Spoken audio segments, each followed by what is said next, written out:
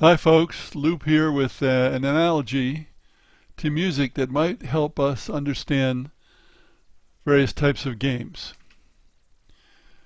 There are various big divides in gaming, and the biggest is not tabletop versus video, because many games can be done in either format. No, the biggest divide is between opposed games, which is what serious games have amounted to, and puzzles.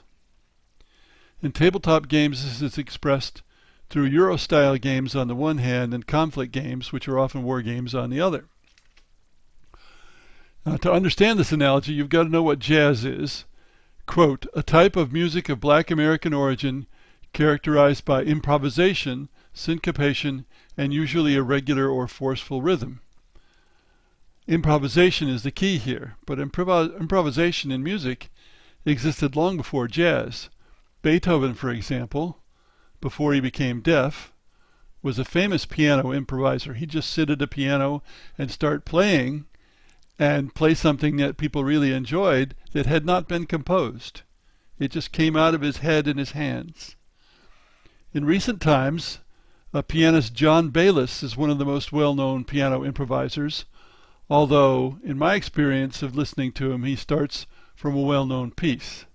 I don't know how often Ludwig van Beethoven started from a well-known piece.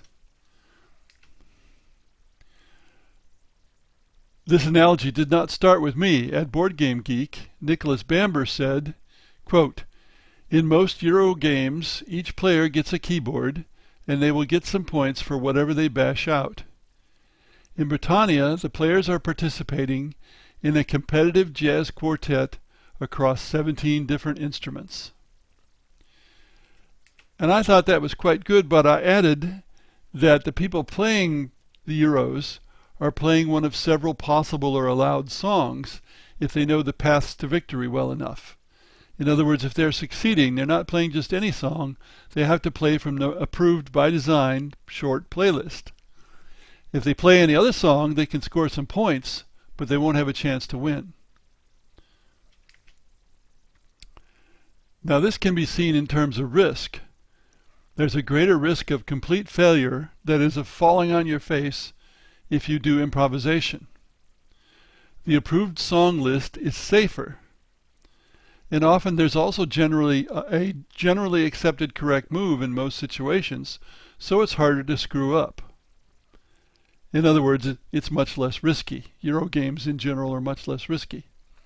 Now keep in mind also there's a big difference between playing, whether music or games, and just listening. For example, I don't care much to listen to jazz, though I really like Bayliss, but that's listening, not playing. I tried to extend this to other kinds of music, and I fell flat on my face.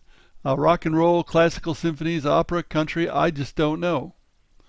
I can't connect it in there. Maybe somebody who listens to this can. So, I strongly prefer the improvisational nature of opposed games to the follow the approved songs of Euro style, but your mileage may vary. Thanks for listening.